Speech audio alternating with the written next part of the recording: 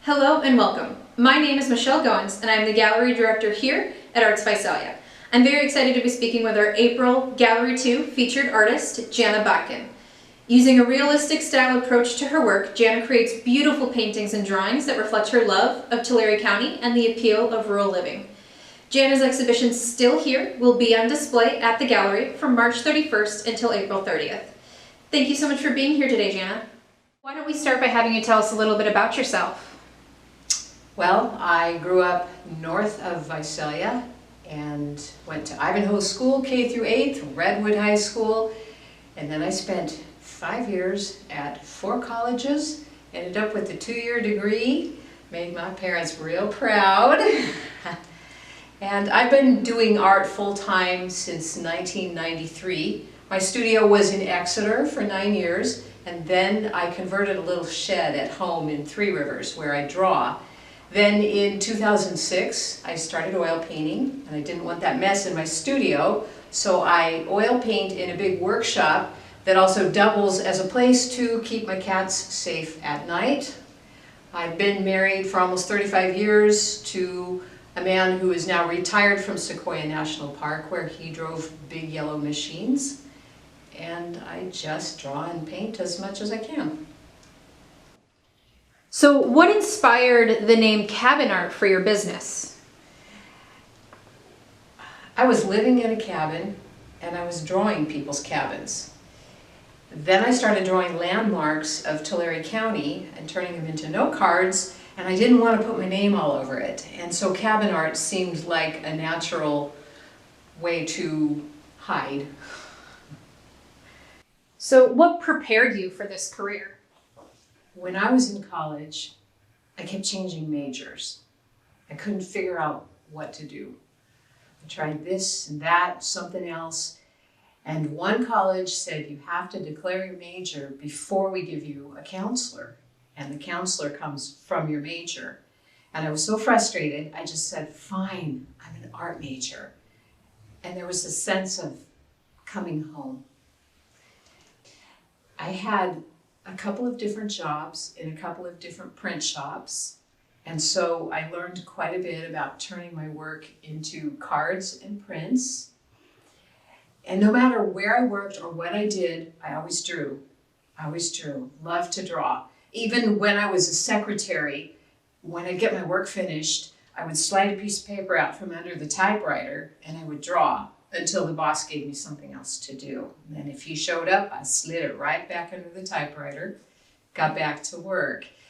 So most of what I've done, I've figured out from trial and error, from people who are a lot smarter than I am, from other artists, from people who know how to sell, people who know design and composition, just kind of everywhere. I just kept practicing and trying and doing and never giving up.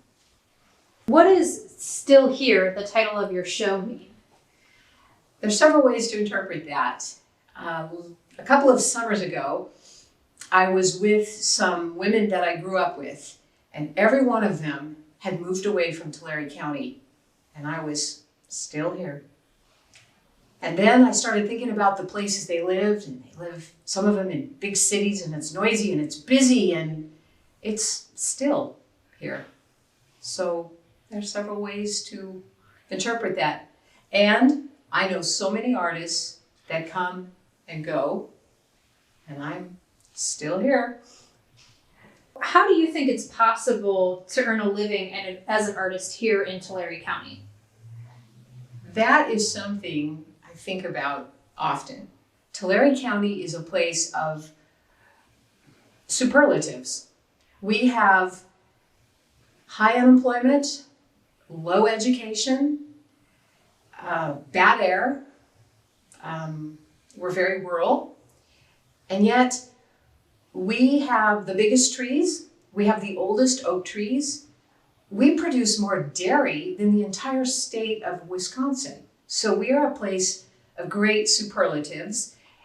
And I've chosen to focus on the really good parts of Tulare County. In addition, I do everything I can that's related to art. So I accept custom jobs all the time. I do lots of commission work. I draw people's cabins. I paint their orange groves, whatever comes up. I teach people how to draw. I teach workshops here at Arts Visalia. And I learned to paint with oils, and then I learned to paint murals. And I accept all kinds of unusual custom jobs. Plus, I have a husband with insurance. Well, kind of carrying on with that, what advice do you have for young people who would like to become artists? First, I would say, do you want that to be your profession, or do you want that to be your hobby? If you want it to be your hobby, then pick another job, learn to love it, make art on the side. If you want art to be your profession, maybe you should marry somebody with insurance and never give up. Find something to make your mark in, learn everything you possibly can, never stop pushing yourself, be your own worst critic, and never give up. What inspires your work? For pencil, I'm inspired by detail, of course by light and shadow. For example, there's a barn over here that was very interesting, and I didn't have my camera. A friend went back and got pictures for me when the light was at a certain point, and that really made me want to draw it. Things that are unusual but detailed. All the flowing water pictures came about when we had a wet winter, and I think it was in 2017. And everywhere I looked, it seemed like there was flowing water, and it was just such a relief after some drought years that I just wanted to kind of freeze that moment in a sense. And then with the paintings, it's the places I know and love. And I love the juxtaposition of citrus against the hills. I love Mineral King.